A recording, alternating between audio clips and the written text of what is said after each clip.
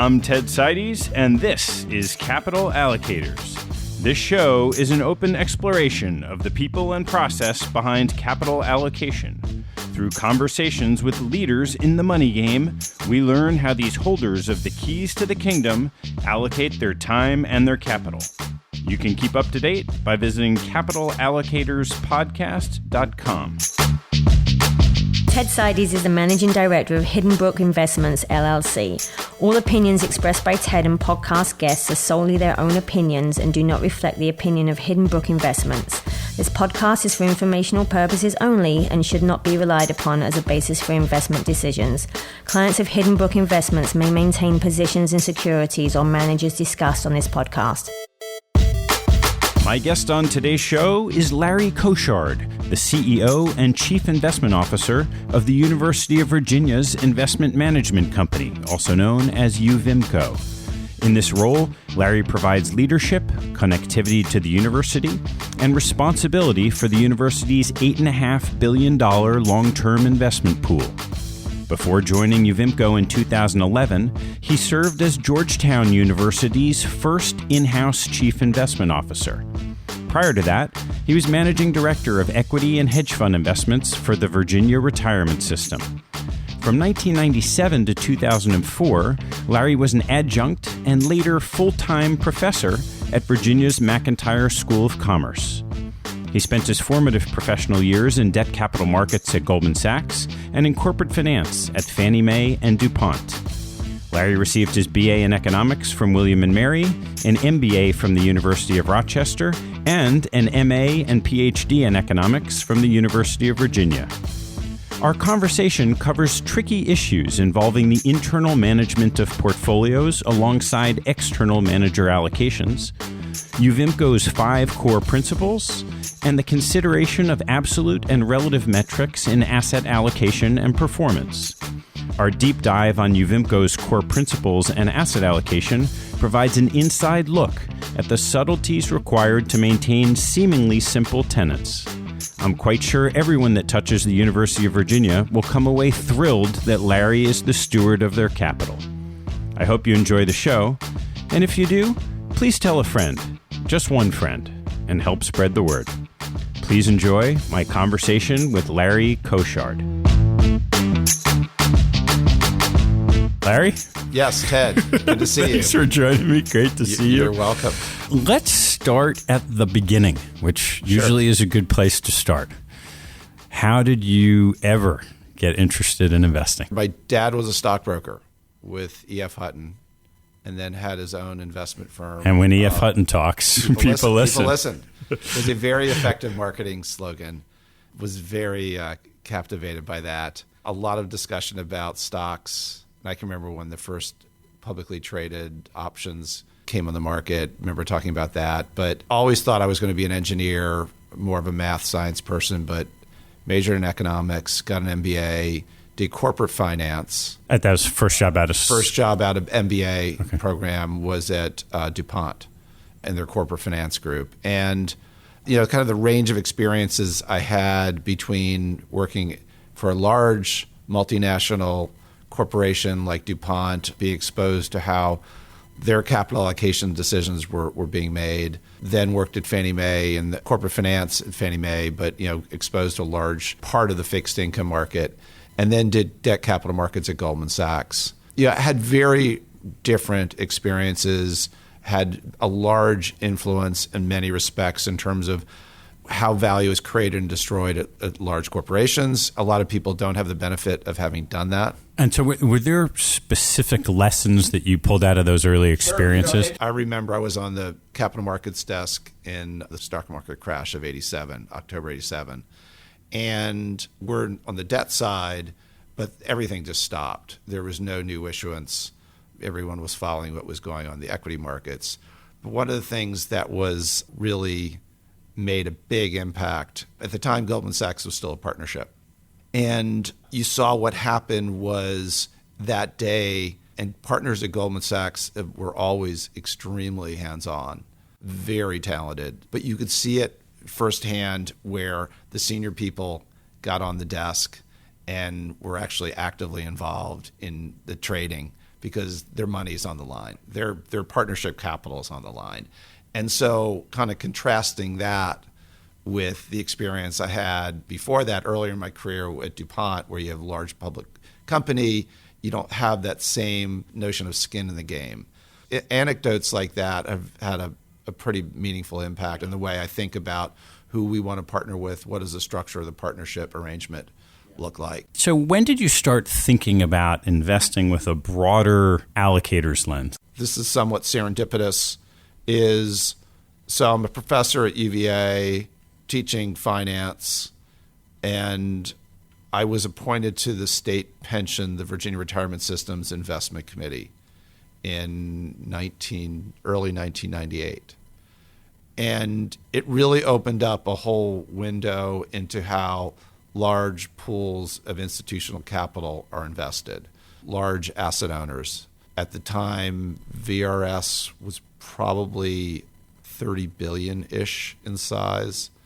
But just being involved with that, which was a very well-run institution, a woman named Nancy Everett was the CIO, was just a wonderful person, wonderful investor, wonderful leader, was very involved with that. Joe Grills, the retired CIO of the IBM pension, was involved with that. Lou Mulchert, the long-time serving CIO at the University of Richmond, who then went on to found Private Advisors, was on. We had it was a very good investment committee. So I was very drawn in to that as a way of investing and allocating, and the issues that arise with that, whether it's a manager selection, where do you focus your efforts in terms of how you allocate across the managers, across the different strategies. And at a board retreat, an annual board retreat, Nancy Everett had just lost her head of public equity to go to an investment firm, and she asked me if I would ever consider taking that position and then overseeing a couple of the people. One was they had some internal management that was quantitative oriented. They had external managers, both international, U.S. And I agreed to do that. And part of it was kind of a return to the quote-unquote real world. But B is I've really enjoyed the experience I had on the investment committee, and it still allowed me to be in the classroom. So I still taught 2 classes, 1 class per semester, fixed income 1 semester and investments the other semester. So it allowed me to still be in the classroom, really maintain the relationship with UVA, but then go on to be, as you say, an allocator. And what were the formative lessons you learned in that seat that were maybe different from what you expected going in? So one is, VRS, at that point, it was very much of an experiment of whether they could do some internal management. And at that point, it was only about $100 million that was being managed internally. And a very talented investor named J.T. Greer started this as a process and trying to learn off of a number of the quantitative managers that were employed by them at the time. And so it was built out, and then seeing some of the challenges of how do you kind of maintain what you could do as an institution like that and have any kind of edge of investing. And as it pertained to some of the quantitative strategies, because we actually took in a lot of those, which still done today in terms of looking at value, looking at earnings quality, looking at a number of factors that a lot of quantitative managers look at, but being able to employ that in a extremely low cost manner, but knowing that probably the best way to implement that is in a very low tracking error approach. So tracking error on the order of, let's say, 100, 200 basis points. Because knowing that if you tried to have too big a tracking error, if you really underperform for a period of time, you'd have to have the hard decision, constant, difficult decision, what do we do with this? And how does it compete with the external managers? So it was intentionally done at a relatively low tracking error.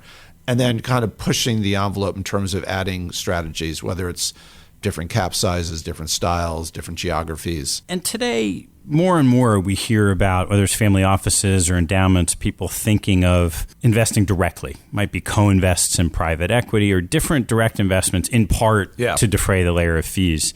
What's different as an organization like VRS, or we talk about it with University of Virginia today, of having a quantitative team internal and maybe a fundamental internal, and what works and what doesn't?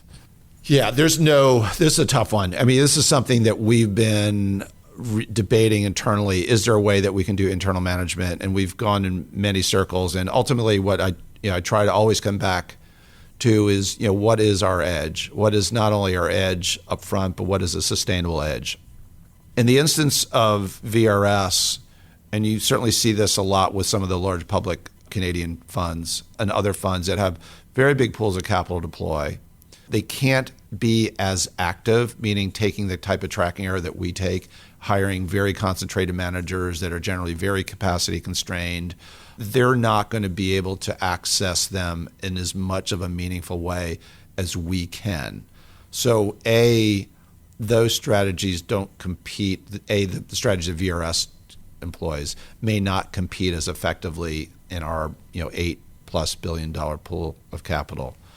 So then the question would be, versus again the large Canadian funds, GIC, sovereign wealth funds, where they just have hundreds of billions of dollars to invest, and they have to figure out ways they can just eke out and earn anything extra 50, 100 basis points, and you have to be a little more passive in the way you can scale that. For us then, if we were to, again, our ideal manager is one that is concentrated on the public side. They generally are small. To try to find someone that can compete with that, we have to make sure that it's sustainable, meaning if they don't have any relationship with the UVA, we're going to have to pay them a market wage. I think that becomes potentially the distraction within the UVA community. Certainly, yeah. So that's certainly been proven the case with Harvard. That's not going to be necessarily sustainable. And then we just have to figure out if we were to, because I think we might be able to, just based on what we learned from our managers, figure out a way of putting on positions that may be interesting. But how do we manage those going forward? How do we decide when to exit? How do we decide when to add a new position? As opposed to what in theory, because we can get back to just kind of core tenets, we think of ourselves as long-term investors. In theory, there's certain great companies that our managers are naturally gravitate towards that we could just hold forever. And that sounds great in theory. And if we can do that without paying higher fees, that sounds wonderful in theory. But figuring out how you actually do that on a sustainable basis, I think is going to come down to something as simple as, is there someone that I could find that quality-wise as an investment manager is as good as we could find by hiring them externally, that we could sustainably keep them in the team. And it doesn't become a distraction to the team. They're not, it doesn't become the situation where they are viewed as the rock star and then the other players are not the rock star. So there's a lot of ancillary issues that need to be addressed, because my view is what makes us effective is that we work well as a team and we are a little more generalist than some of our other competitors. They all think as capital allocators, what is the highest and best use of capital as opposed to filling up a bucket. And anything that would negatively impact that current collaborative setting would be a negative. And then can you keep that person on the team? Is there something that would be versus someone that comes in, views as an opportunity to get seated, to develop a track record, and then uses that to go out and raise a fund externally. Which then leaves you with the same problem of what do you do with that portfolio? And then what do you do with that portfolio? And if you would have to certainly have the discipline to shut it down, but I've seen too many instances where that doesn't happen. And so trying to figure out what is our sustainable edge, I don't think that's it right now. We constantly focus on it, is that in a lower return world, fees take a disproportionately larger percentage of the total return, and anything that can be done to knock those down a bit is going right to our bottom line. So trying to figure out ways that we can reduce fees without sacrificing quality is a conundrum that we constantly try to address. We do a little bit by co-investing on the private side, but it's not that scalable either. This is a super interesting conversation. In this world where people are trying to reduce fees and do more themselves, the classic dichotomy from the past was Yale and Harvard, where when Jackmeyer was at Harvard, it was mostly an internal effort. And when many years later he decided to leave, Harvard was left with basically a pile of cash to put to work. Whereas Yale's model likely sustains itself past Dave Swenson for many years because it's mostly, very well-selected external managers. It's a really fun discussion. I really want to circle back to a higher level of how you're thinking about things. But let's touch a little bit on, you left VRS and took over as CIO at Georgetown. Yes. And that was really a build. It was. Yeah. And so before I get to that, let's go back to VRS. One of the things I learned more than anything at VRS was being exposed to how large pools of capital were being managed, but also saw across the sort of peer universe some of the bigger mistakes that are made by large pools of capital, large investors. Such as? Are when something doesn't go well, is just pulling the plug at the wrong time.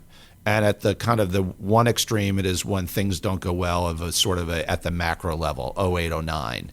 And you had a certain risk tolerance you had thought you were, were managing to, but then all of a sudden there's this sort of desire, which could be rational, but is probably irrational, to just de-risk at the bottom. And there are many smaller versions of that, whether it's, okay, let's invest. So you go back to, the early 1990s, a lot of big pools of capital, their first foray into the emerging markets were at the prior peak of emerging markets in the early 90s.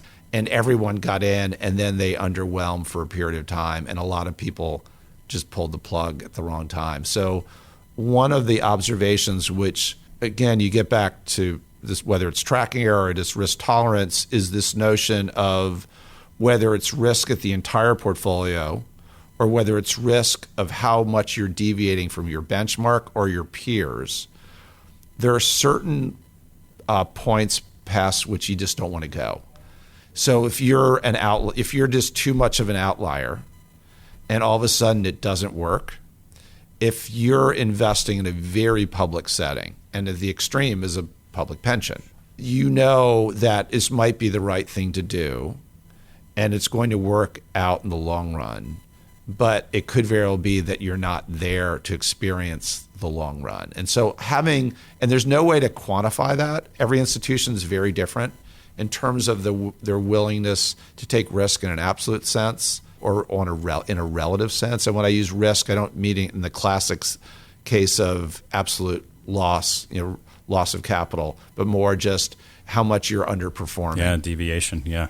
And, there's, everyone kind of will kind of poo-poo the notion of this, being so benchmark focused or peer focused. And I agree in theory if you're managing your own money, but if you're managing someone else's money, you have to at least have an understanding that there's probably some either absolute loss or relative loss that you can't go beyond and really continue to sit in that seat. And so that's something that I really understood. So with that said, you also don't want to get lured into just being a caretaker. The worst thing you can do in an investment world is just saying whatever worked in the past is going to continue to work in the future. You need to constantly be looking for new ideas. And the new ideas could be at the security level, they could be at the strategy level, they could be at the manager level. You start off small, you do it well, and then you grow it. But understanding how you move things forward in a very public setting and having a qualitative assessment of the risk tolerance that an institution can bear. You can do all sorts of quantitative measures of what an institution should be able to bear, but it's really more of that qualitative component, which is how do they react in prior drawdowns? How do they react in prior situations where they underperform, not the absolute sense, but relative to peers, relative to benchmark? Is the board stable? Is the team stable? Meaning if there's been a lot of turnover, you're probably going to be more likely to do those irrational moves of getting out at the bottom. And so having that qualitative assessment, I really learned at VRS. So then you fast forward to when I was at Georgetown, and you've gone from a situation where fabulous university, undersized endowment that is being managed by the investment committee with the help of a consultant, and you're moving to an internal investment office, of trying to understand how do you manage that again is consistent with the risk tolerance of the institution, the desire to be better than, because I think, again, managing by a part-time investment committee is a challenged way, and there are a lot of pools of capital that are invested that way. But then bringing someone on, you have to have an understanding that you need to communicate a lot. They have to be aware of everything you're doing, over-communicate, and when you're going to do a new strategy, a new manager, is really lay out the case well. So again, there'd be less likely to just do the wrong thing at the wrong time. But I love, and we were talking earlier about how you're spending your day today here in New York, and one of the things you said is you like to have one-on-one meetings with the people on your investment committee with great regularity. Yes. I think it's probably one of the things that's so underappreciated in your seat of how important it is to communicate to your core client, who is not just the university, but the important decision makers that comprise an investment committee. Now, at the same time, those tend to be term seats. Yes. So there's this constant need to educate and re-educate and continue that process over time. It's one of the, I think, underappreciated parts of this position, because a lot of people will say, unlike an investment management firm where you have multiple clients, and the challenge of that is you're constantly having to educate. You have to do the same thing with us. And sort of the people that do well are ones that really embrace that, as opposed to viewing that as just, it's a waste of time, because it's not. I mean, you're creating more stability for the organization and the investment process. You can act more as a long-term investor as opposed to being constantly whipsawed. But B, we learned some of our best ideas from our board/investment committee. There's a big percentage of things that we've done that have either been sourced or the diligence was assisted by using that board. Yeah. And that really is part of the secret sauce of what we do, and what I know my peers do at other universities is that alumni network, which then kind of at a pinnacle is our board, because we're constantly looking for members of our alumni that were, kind of would be well suited as where they are in their career. Can they give us time to be on our board? And we get a lot of value from them. So one of the things I'm most curious about in time horizons, when you got to Georgetown, it's a new internal office, and what you described is basically walk, crawl, run. Right. Yes, that's a good way to describe it. Let's make sure that the committee and everyone's on board with each incremental initial decision to build confidence so we can stay for the long term. How long did it take from the day you got there till a day where you felt that the portfolio reflected your views from both an asset allocation perspective and a manager implementation perspective? Yeah, that's a good question. I mean, I'd say 3 to 4 years at least. Because even there was stability in the board, but you're having turnover. I had, in my 6.5 years there, I had 3 chairs, all of whom were fabulous and played the role of chair the right way, of being very good at getting comments out of the rest of the board and giving feedback, and or fabulous. But it takes a while, so you're constantly evolving. So your seat today is at the University of Virginia, UVIMCO, and one of the things usually when we turn to how someone's thinking about allocating capital, I love to ask people, what do you believe about investing that governs how you think about asset allocation, implementation? And in your case, there are 5 core principles that you brought that are repeated in your annual letters. And I'd love to ask you questions about each one, but why don't we start by your just saying, what are those 5 core principles? Well, the first one is the fact that we're a long-term investor. Everyone says they're a long-term investor. And getting back to some of the things I talked about before is, can you build a decision-making framework, a governance framework, and a team that will enable you to do that, knowing there are so many impediments, whether they're behavioral biases, whether they're organizational constraints, to cause you to not behave that way, whether they're market constraints. I would argue that the world has become much more short-term focused, has become much more macro focused, And one of the dirty little secrets of the rise of ETFs, one of the values is you can express in a lower cost way various views of the market, but that's also one of the downsides, is because you're constantly buffeted with different views of the market of whether the Fed is dovish or hawkish, or taxes are going to go up or down, or Europe is falling apart, or now it's doing well, or what's going on in China. And every publication, whether it's CNBC, Bloomberg, Fox News, Business Channel, people are just being buffeted by different macro views. People are able to express those views through ETFs very easily. And people have become much more short-term in their focus. And so trying to maintain that discipline of being a long-term investor and knowing that a lot of our edge is going to be getting to our second point, which is partnering with managers that we think really are value added over a long period of time. They tend to be very bottom up, very company specific. They tend to, as I said before, be actively involved with shaping the future of those companies. Long-term shareholders, both on the public as well as private side, is partnering with those where a lot of the value is being created at the bottom-up level, at the company level, as opposed to more macro views that are going to be implemented by us in the portfolio. So long-term is the first. Partnering with great, extraordinary managers, which I would say at our size of right now, $8.5 billion, we're at a sweet spot. And I don't know exactly where that sweet spot is, but it's probably $4 or $5 billion up to 15 to 20 billion. So we're kind of right in the middle, a sweet spot where it's small enough I can do interesting things, but big enough that I can employ an extremely strong team. Before we go on to the third Sure. one, we've already talked about how you've sourced in some ways and really leveraging the alumni community and the investment committee. I'm always curious. So the notion, this combination of long-term investing and partnering with extraordinary managers is great when you buy them. Yeah. But when we're applying Kenny Rogers to this, you got to know when to hold them and know when to fold them. It's a good question. And what happens over time, particularly, right?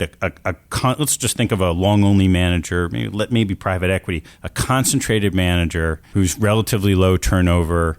Somewhere along the way is likely to have a rough patch of performance. Right. And sometimes that's just expectations and it's a trough and you want to stay your ground. And other times you look back and say, oh, yeah, they were concentrated, but they were just wrong on too many names and it never worked back. Right. How do you think through when to hold them and when to fold them? So I'll talk about what I'd like us to do and in what we should be doing in theory, and then what practice is. In theory, the performance, especially when you're investing in concentrated managers, you have to know going in there's going to be a lot of volatility, which again gets very much diversified out when we combine them with other managers, with other investments. So the volatility in and of itself is not, at the individual manager level, is not a problem.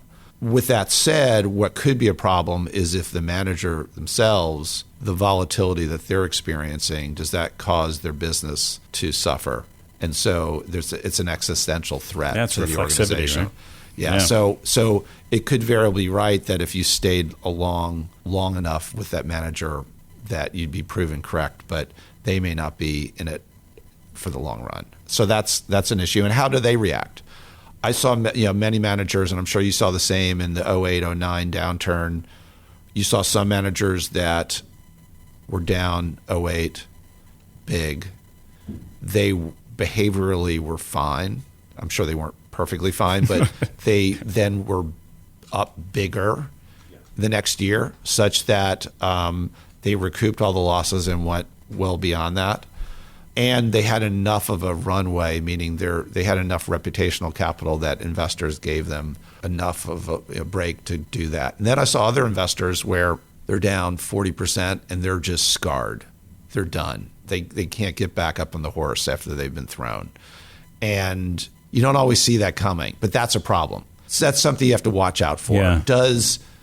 You always have to look for, especially when you're with concentrated managers, at extremes.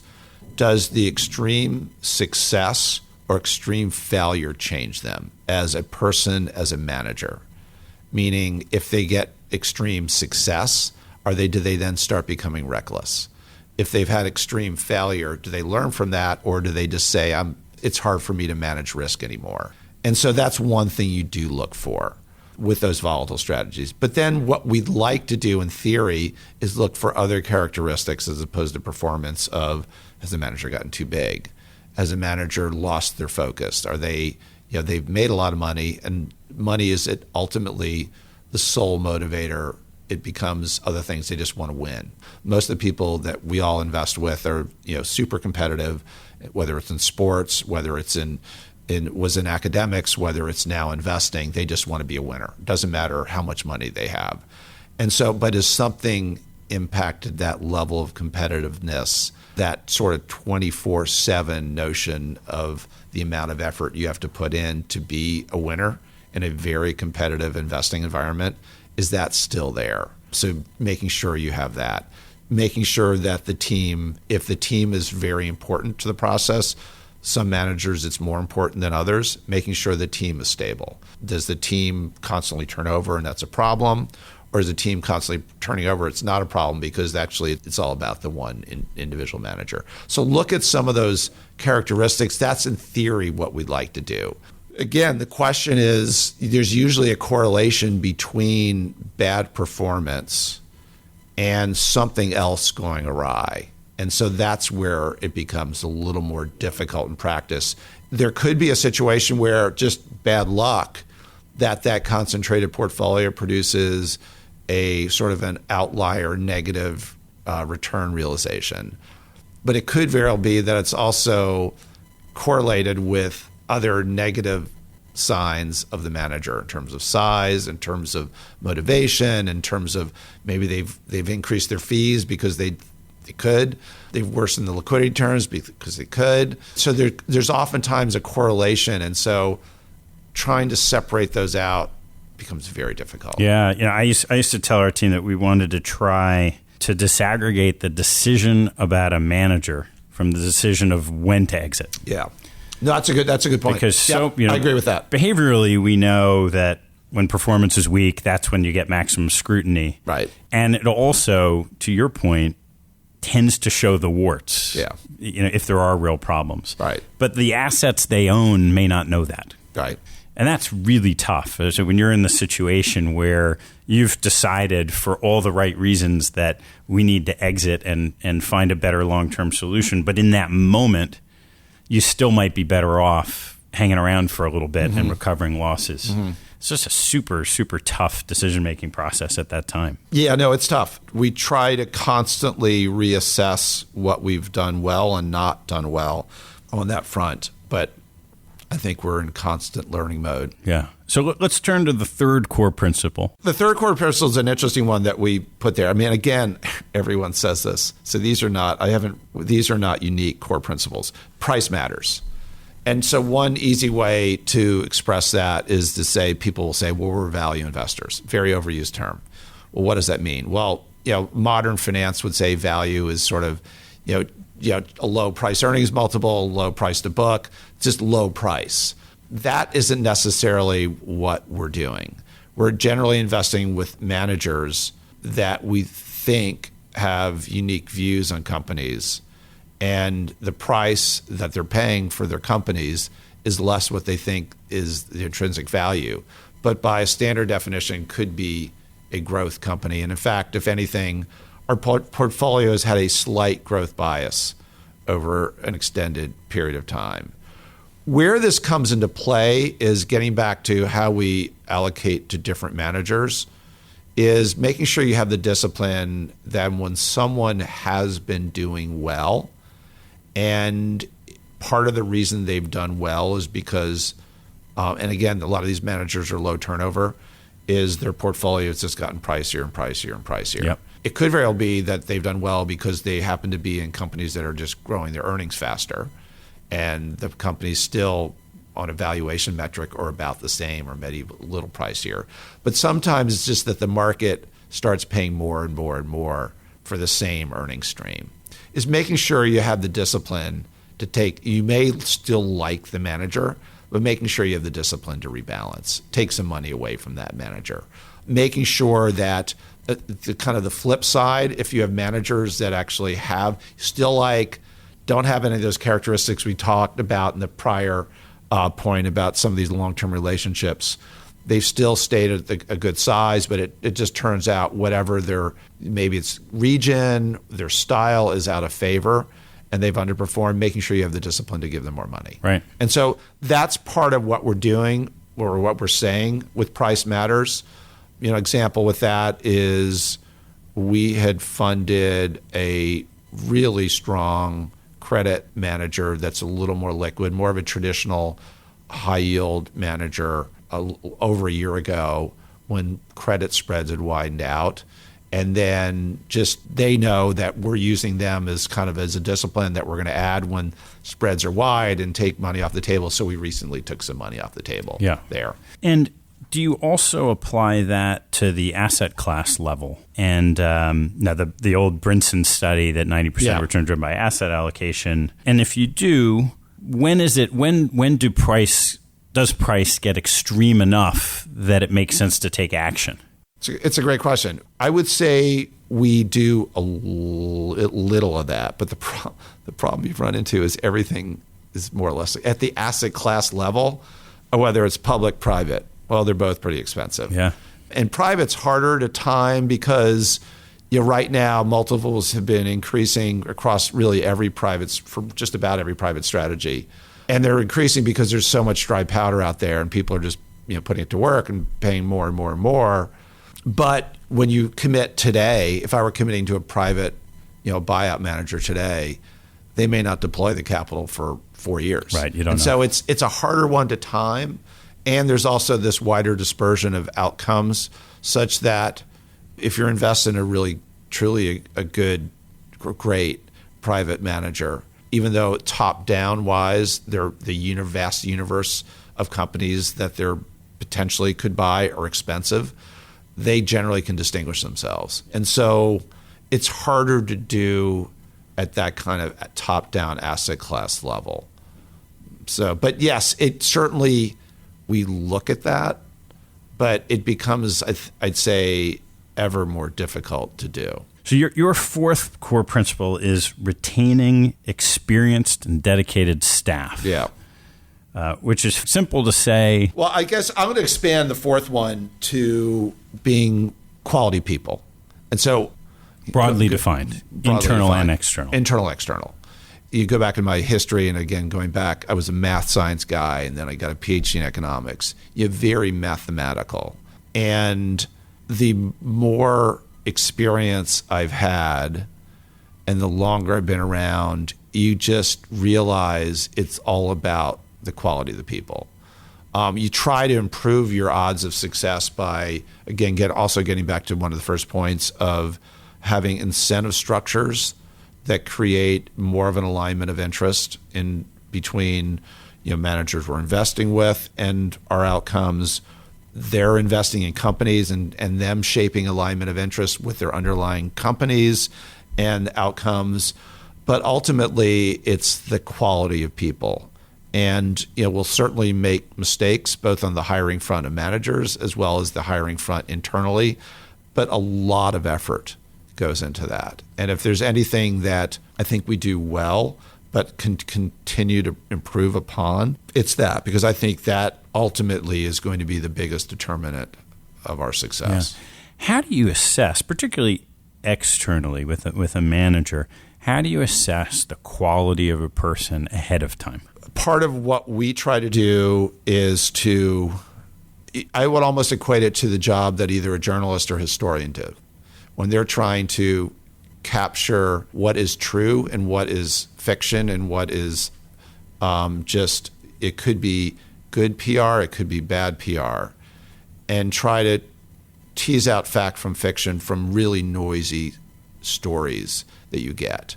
We try to go out and do a lot of reference checking on people.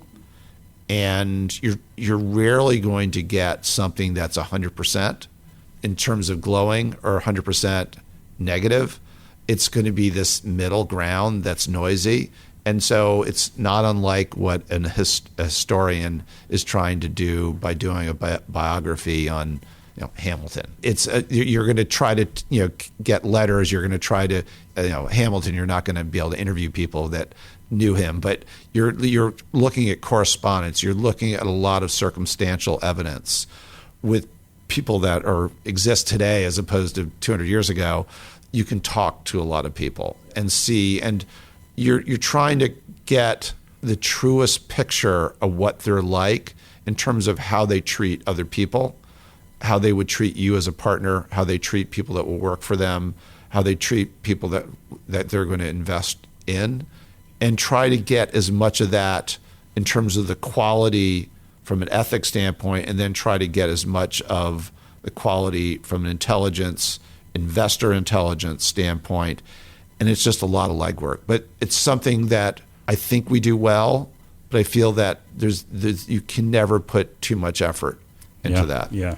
So let's turn to the last core principle, the principle of diversity. Diversification is, I think you can go in many different directions on that front. I mean, the most straightforward one is kind of going back to modern portfolio theory, is that you can diversify away a lot of risks, and we do. So you could almost, and we talked about this earlier, you can almost argue if you go down to the security level, given the fact that we're investing with managers that are capacity constrained, we can only get so much invested with them, and then they buy individual companies or securities, that at the security or individual asset level, we have a lot of diversification. So what's typically the largest size position? A large position for us is going to be in the order of at the underlying company level, 100, maybe 200 basis points. And so that's it. So there's a lot of diversification. And is that too much diversification? Well, so that gets to the second question. You could almost argue that since we're attracted to these managers that have anywhere from 10 to 30 securities, some of those are quality companies that you might hold forever. Wouldn't it be nice if you could just own a portfolio like that? Well, the problem, you can't do that with a manager. Well, why don't you just do it directly? And then we get back to the circular argument we talked about before, where the problem's related to us doing it internally. It just becomes a challenge. So yes and no, given our implementation, the way we can implement, I think it's probably a reasonable amount of diversification, because for us, a large allocation to an individual manager is going to be several $100 million. It's hard to get much more allocated to the managers for whom most people are closed, and we just can't get any more allocated. So that's diversification. The other thing I would say on diversification is you have to have the humility to know that you are going to make mistakes. And it gets back to kind of the first point, is never let, even though people always say, well, if you like something, well, just go big, go be bold. But never be very mindful that you're also going to make mistakes, and never let an individual mistake just constantly drag you down for a long period of time, as opposed to something that's once and done. You learn from it and you move on. You're going to have mistakes. And then there's a relationship on that front with liquidity and diversification. I'm a much bigger fan in less diversification when things are very liquid. When change your mind. When you can change your mind. Yeah. But when things are illiquid, I size them smaller. And so I believe in more diversification. So you have to have the humility to know that some of these very illiquid, whether it's private equity funds, whether it's underlying co-investments that we're going to do as part of investing in private equity funds, you just have to know that you don't want any one of those bets, knowing that you can't reverse those because you're going to be making mistakes. And then the last thing of diversification is just, it's more diversity than diversification, is having a team that is very diversified in terms of their backgrounds and the way they view the world. Because if everyone is always in complete unison in terms of, oh, yes, that's a great idea, or yes, no, that's a bad idea, and everyone just shaking their heads to everything you discuss, you're just going to be making awful decisions. So having that diversity of thought, which I'd say is a subset of diversification, I think is really healthy. So when you roll up all of these processes, so much of what we've talked about, and it's really great stuff, is on the individual manager level. What does your asset allocation look like across the entire portfolio for Virginia? So when I start at the framework level and then move to what it currently looks like. So the framework level is, as opposed to having targeted allocations to what I call different strategies, public equity versus private equity, hedge funds. What I do is I have a level of market risk, drawdown risk that I feel comfortable with. Drawdown risk. Yeah. So risk driven by how much you think you might lose in a bad environment. And so that gives us a policy portfolio, which right now is 60% public equity, 30% public bonds, 10% public real estate, all global. And that's a level of drawdown risk that we re-underwrite every year that the university would be comfortable with. And so to be clear, that those drawdowns are based on history. Is it the worst experience in history? Yes. Okay. You can just look at a history. And again, we also know that there's this false, it's not one of my top 5 core tenets, but it's a side tenet, which is getting back to sort of quant versus qual, is a lot of quantitative analyses, I think, give people a false sense of precision. And we provide a lot of quantitative statistics about our portfolio, but I'm a firm believer that a lot of mistakes are made when you kind of take it to the nearest 100th decimal point, and just that's a sign that you have a sense of humor that you think you can be that accurate. So it's really, but it does set a level that that if you have 60%, 60, 30, 10 versus 90, 10, 0, it'd be very different. And it's a level of risk that I feel over a long period of time. And the ultimate test is it a level such that if the market does draw down again another 50%, which we've seen 2 of those over the last 2 decades, will we rebalance, or are we going to be permanently scarred? If you're at, say, 90-10, you're more likely to be permanently scarred. Absolutely. And not rebalance. Yeah. I feel it's a level that our institution can live with and feel comfortable with. I then have separately a liquidity risk. So in a sense, it sets a market risk budget. I then have a liquidity risk budget that I feel comfortable with in terms of minimum level of liquidity that will enable me to meet the capital calls from our private managers, meet the payout to the university, and just also rebalance. And there's there's a fairly simplistic way that we have that embedded in our investment policy statement. It's a minimum of 20% that we have access to within 3 months, a minimum of 30% over a year, and a maximum unfunded commitments to private whatever of 25% of the total pool. And those are all constraints that we have to live with. And subject to that, we can do whatever. We have this kind of notion of finding the best ideas such that when you put that all together, we maintain a comparable level of risk on a market risk and liquidity risk and live within that. And so hence, over time, but it's also like moving a battleship because, we do have a lot in private investments. We do have a lot in relatively less liquid hedge funds, even our long-only public managers, which again are these concentrated friendly activists, are less than perfectly liquid. So living within that liquidity threshold, it's when you tweak the portfolio, it's like moving a battleship. So what are some of the things that we've done? Our private equity, which is a mix of buyout, growth equity, and venture capital, has come down from, over the last, say, 6 years, from low 20s down to 16%. Given the pace at which we've invested, it'll probably come down just a smidge more. Public equity's gone up from about 20% to closer to 27%. And then long-short equity is really more or less stayed about the same. And that's been more manager-specific than anything. And then ultimately, a lot of those allocations are very manager-specific. Right.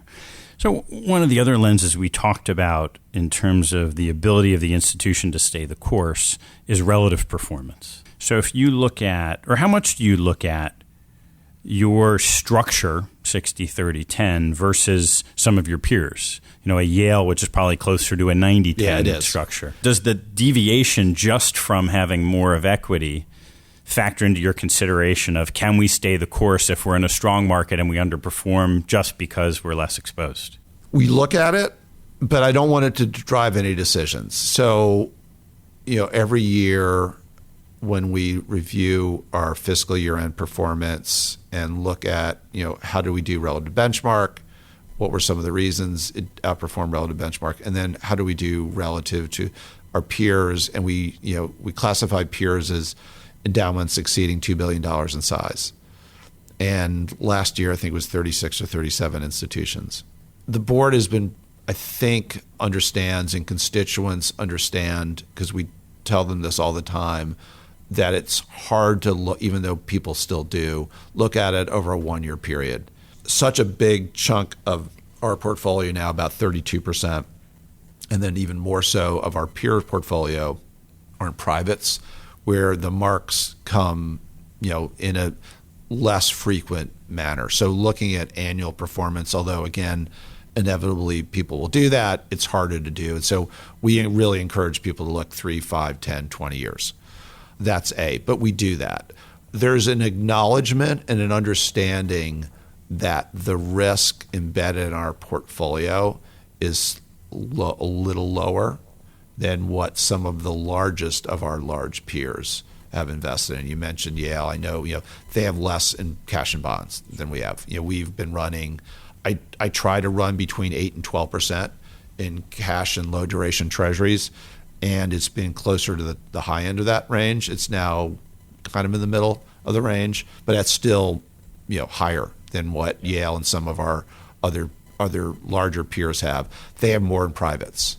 And then when we think of, because again, when I think of the risk at the underlying level, we ascribe a higher risk rating to privates than we do publics for the most part, certainly more than long short equity, which has a beta of closer to 0.4. And so we have again, we try to target a beta that's just under 0.7, beta to global public equity. Our large peers are anywhere from, say, 0.75, 0.8. And so there's an acknowledgement, but I don't want that to drive, because if we started doing that, that would be a problem. We also understand that we have more in long short equity than our peers, but we don't want that to say, well, maybe we should have less, or we have less for years we've had less in real estate. Well, we don't want that to drive, well, let's do more real estate, even if we don't think that's something that plays to our strength.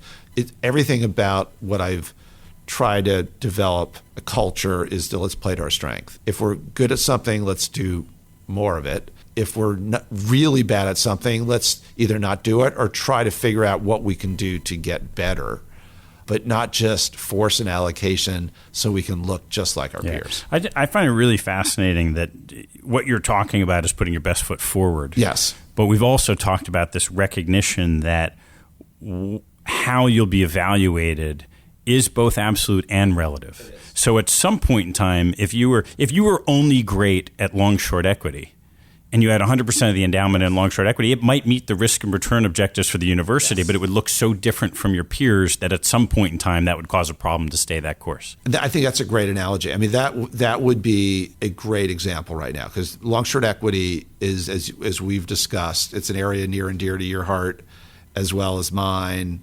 It's a strategy that has not done as well recently. I still have conviction. I think what people have missed is that the big value on the short side is very episodic. It's not just month in or year in and year out. It's going to happen, it happened in the early 2000s, it happened in the later 2000s, and it's been more challenging recently because the market's just been going up. But there are going to be opportunities. I look at it on a sort of risk-adjusted alpha basis. They're still doing fine. But if that were too big so I still have conviction. I have conviction of the managers. We're constantly weeding it out. We're constantly looking for some of the characteristics we talked about before that would cause me to want to move away from manager or maybe hire a new manager that has better fundamental characteristics. But if I were worried that if I went 100% long short equity, I would have more worry that all of a sudden people would go, why do you have 100% in long short equity? Your peers have 10% in long short equity. I would be more fearful that we would dial that back at just the wrong time versus right now where we've had a debate, should we actually do more? Knowing that it's, now it is probably one of the least loved strategies, and there's evidence that that it's becoming easier to short. There are fewer competitors that doing single name shorts. So there's things that could be setting up for an attractive run. But if I had 100% allocation to long short equity, that wouldn't happen. You've talked a little bit in your writings about the expression of themes within the portfolio.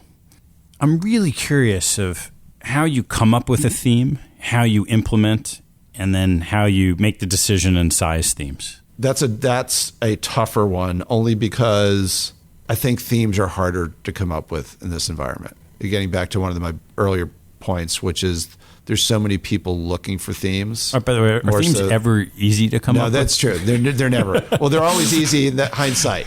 I mean, I think every manager saw the subprime. Oh, by the way, we went long credit in 2009 too. Of course we did. So, no, it's never easy to spot themes. What I'm always trying to get people to be, as opposed to the most top-down theme, which is just equities versus bonds, which we're not going to do, is something that has a little, that is not, quite as discussed, might have some legs, but could take years to play out. And again, one of the small themes in our portfolio, just to give you an example, is what's gone on in Japan, where you've had this situation where the equity market has underperformed since its peak in the late 80s, has underperformed really every other geography. A lot of managers have just given up on Japan. There are very few managers left that have just been in Japan for that entire time. So you have interesting dynamics in terms of just fatigue about Japan. And then couple that with our interest in friendly activism, where there are managers that I think can take advantage of an interesting environment where there seems to be a greater awareness today that managing companies for the benefit of shareholders as opposed to broadly defined stakeholders, which is really everyone in Japanese society, is more acceptable. And there are more people that would be amenable to doing that. And so you have a very large market with companies that are very well run, but haven't always been run producing high ROEs for shareholders. It strikes me as an interesting arena, but again, it's kind of the intersection of a manager as well as an environment that could take a long time to play out. Yeah, for sure. Let's turn to some of my favorite customary closing questions. What is your favorite thing to do that's a complete waste of time? I love tennis. And I used to be an okay tennis player, and as I've gotten older, my body's gotten more decrepit. I play substantially less tennis, but I still love to get out there, and all my kids play, and I love to get out and play with them. But I love to watch tennis. I love to watch it live. I love to, if I just want to relax at home in the evening, I will turn it to the tennis channel and just watch a tennis match. And I take a lot of joy of just watching tennis. I've enjoyed watching my kids play tennis, and I know it's a way of passing time. I love the sport. UVA tennis, we just won our third national championship in a row. We've won 4 of the last 5 years. It's been one of the treats of being associated with UVA. But I would say that would be. Yeah. Well, this may end up being related, may not. What was your favorite sports moment, either as a participant or a fan? As a fan, since I grew up in the New York area and I'm a struggling Mets, Jets, Knicks fan, I can barely remember when Joe Namath and the Jets won, but I still have a vivid memory of when the Mets won. And when Mookie Wilson had that slow ground ball to first base to Bill Buckner. Bill Buckner. And it went between his legs. I remember I was watching that in Greenwich Village with, at that time, my fiance, who's now my wife, and her sister and her husband. And I remember them saying that, Mookie, if you get a hit, we'll name our firstborn child after you. But they did not name him. He's named Gordon. He's not named Mookie. So that's one. Second one is, again, I love tennis. And when my daughter's team won the state championship, it was a really neat moment. That's awesome. What phrase did your mother or father repeat to you over and over again that most stuck with you? Oh, that's a really... Maybe eat your vegetables. I don't know. That's a really, I'd say, as opposed to a phrase, one of the things they were very good at, they're both very disciplined. And I would say sort of the discipline, hard work, being focused on the long term, without coming up with a single phrase other than eat your vegetables, and maybe that's a sign of discipline. I can't think about that, but I'd say that discipline, hard work, kind of long-term focus is what they helped instill. And eat your vegetables. And eat your vegetables. If you could start over today, money was no object, and you couldn't be an allocator or an investor, what would you most like to do? Oh, hands down, I would just teach. So I love being in the classroom. I often thought it'd be fun to be a high school math teacher because I feel it's oftentimes the way it's taught is not how I would teach it, and that's something I think I helped my kids with. But when I do find the time to get in the classroom, it's just time just passes. You're getting this kind of special zone. The book, The Rise of Superman, this concept of the state of flow. I know it's not like doing extreme sports, but you get that same sense where it's hard to describe. Yeah, it's awesome. That sense that you get in when you're in the front of a classroom. What do you know now that you wish you knew 10 years ago? That's a great question. There are probably so many things that I could fill up this whole notebook. I'd say at the top of the list, one observation I gave you, which is this: I think there are so many investors that their simplistic answer is, if you love something, let's do more of it. Let's concentrate. And we're attracted to concentrated managers, but they have some liquidity, is really seeing firsthand this notion that concentration works, but concentration and this trade-off between concentration and liquidity. So when something is less liquid, I concentrate less. And that's something, without experiencing sort of the repercussions of that, I've come at that kind of the hard way. Yeah. Last question. It is your waning days. You are 115 years old, hopefully, sitting in your rocking chair. What advice would you give yourself today? So it's, fast forward, that's a long time in the future since I'm way away from 115 years old. I mean, I really do. I mean, this is, again, I'm not going to say anything that others have not said, but we do seem to be expanding at an ever faster pace with technology. And so having an appreciation for that, wishing that I could see when I'm 115 what exactly that world ended up looking like, but knowing that that's going to have an immense impact. And so that's one of the reasons we spend so much time on technology. That's one. The second piece of advice, which is advice that, again, I would give someone younger, is this notion of, constantly travel. I try to do as much as I can, but I think the more you travel, whatever your field, there's things you learn and experience that you can't learn just sitting and reading. So the more you travel, I think your life is fuller. It makes you more creative. you see things that you wouldn't otherwise see. So I would think that 115-year-old version of me would tell me to travel even more. Larry, thank you so much. You're welcome. Fascinating conversation. This was fun. Great. This is fabulous. Thanks, Ted. Thanks for listening to this episode. I hope you found a nugget or two to take away and apply in your investing and your life. If you've liked what you've heard, please write a review on iTunes or Google Play to help others find out about the show. Have a good one, and see you next time.